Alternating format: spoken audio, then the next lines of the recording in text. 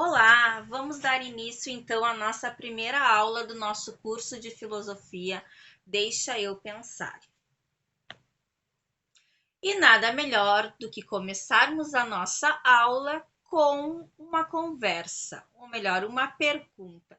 O que é a filosofia? Bom, esta é uma indagação quase que obrigatória para quem quer começar a estudar a filosofia ou começar a compreender ela.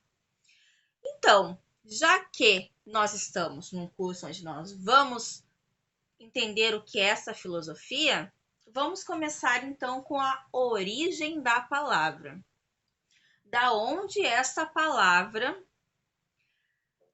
de tamanho razoavelmente médio, surgiu?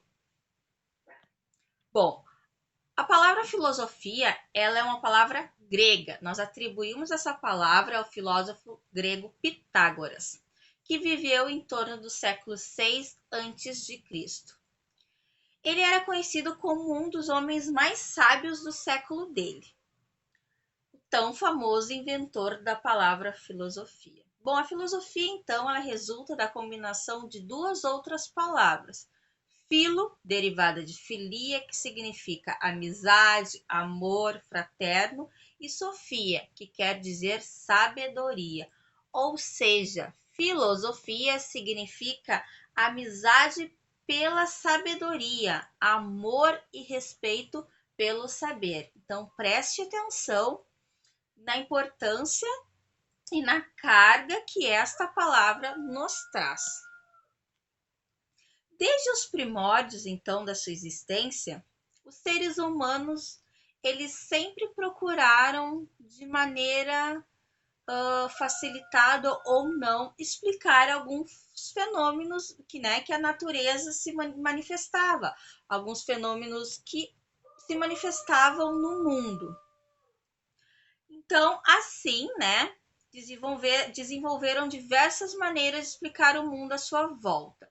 Criando o quê? Criando diferentes formas de conhecimento, tais como os mitos, as religiões e a própria filosofia. Agora nós vamos conhecer um pouquinho de cada um.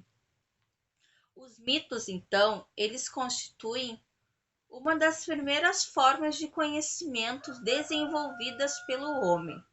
Então, o homem cria os mitos para explicar fenômenos naturais e humanos em geral. Ou seja, vou dar um exemplo para vocês. O homem precisava explicar o porquê chovia, o porquê tinha seca. Então, ele atribuía, esse momento da chuva, esse momento da seca, a deuses, a coisas boas que aconteciam, a pessoas que nasciam. Então, assim, ó, era uma forma mística, né? Porque eles precisavam explicar determinada coisa. E essa forma, através de mitos, né? Do boca a boca, um contava esse mito para outra pessoa, passava de geração em geração, era uma forma mais. Era uma forma que eles tinham, era uma forma de comunicação que eles tinham naquela época, né? Que eles tinham naquela época que se dava, acabavam, né? A necessidade, porque eles tinham uma necessidade de explicar as coisas, né? Então acabava que o indivíduo tinha que acreditar em alguma coisa, fantasiosas ou não, né? Então é a partir do que o mundo, né? A partir da mitologia que o mundo começa a ter algumas explicações. E nós vimos também, né, que ou até hoje em dia muitas de algumas tradições ainda se acredita em formas mitológicas, ainda se acredita em mitos, quando em crenças, então é alguma coisa que não está totalmente, né, desvinculada à nossa atualidade. Bom, as religiões, então, né, por outra forma, elas constituem-se de uma segunda forma de conhecimento, né? Cujo o fundamento, né, explicativo dos fenômenos, ele baseia-se no exercício da fé.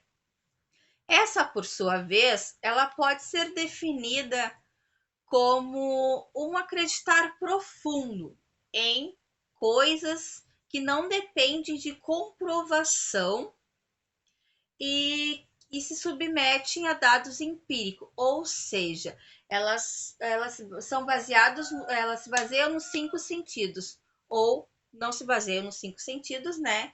E nem na questão racionais. Assim, ao acreditar, né?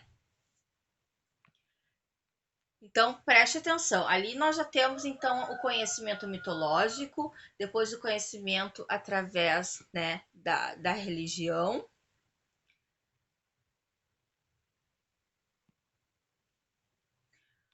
Daí nós vamos passar, então, para a filosofia. A filosofia ela surge na Grécia Antiga, entre os séculos 6 e 7 a.C., como uma forma de conhecimento paralela aos mitos e às religiões, aonde as suas explicações, né, elas se baseiam, né, essencialmente na utilização do raciocínio como fonte de interpretação dos fenômenos do universo, diferente dos mitos e das religiões.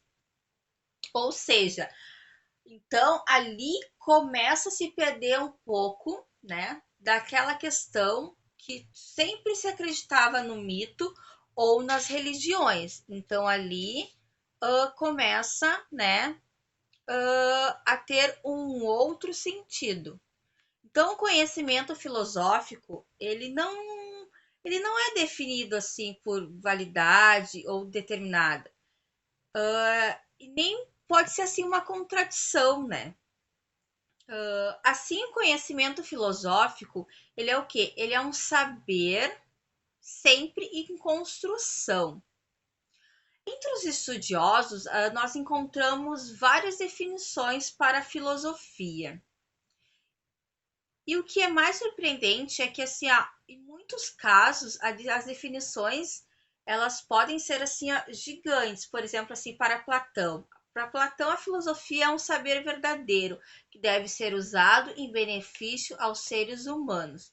Já Descartes, né, acreditava que a filosofia era o estudo da sabedoria, do conhecimento perfeito de todas as coisas que os humanos podem alcançar para o uso da vida, da conservação da saúde e da invenção de técnicas e das artes. Para Kant, né, é o conhecimento que a razão adquire de si mesma para saber, né, o que pode conhecer e o que pode fazer, tendo como finalidade a felicidade humana.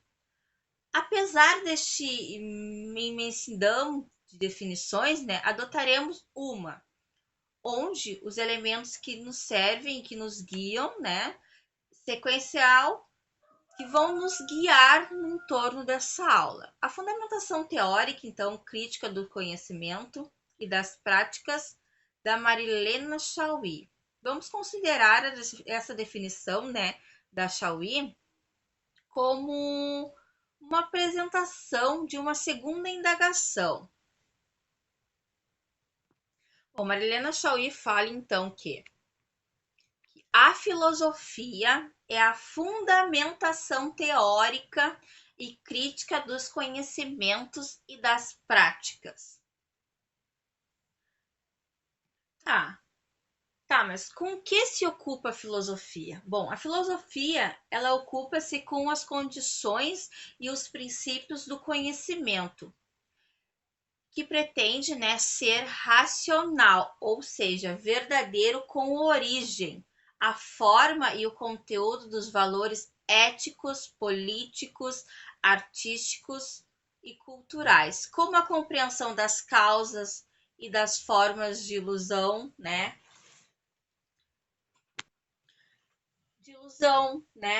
Do preconceito no plano individual e no coletivo, com as transformações históricas dos conceitos, das ideias e dos valores. Ou seja, cabe à filosofia interpretar ideias ou significações gerais como realidade, mundo, natureza, cultura, história, repetição, semelhança, conflito, mudanças, entre outros. Marilena Chauí arremata assim a sua definição, lembrando que filosofia não é ciência, e sim uma reflexão crítica dos procedimentos e conceitos científicos. Não é uma religião, mas uma reflexão crítica da origem e forma das crenças religiosas.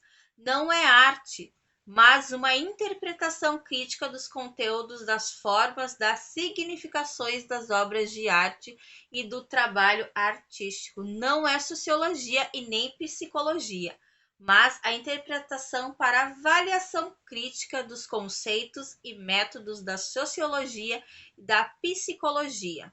Não é política, mas sim uma interpretação, uma compreensão e reflexão sobre a origem, a natureza, as formas do poder. Não é história, mas uma interpretação dos sentidos dos acontecimentos, enquanto inseridos no tempo e compreensão do que seja o próprio tempo.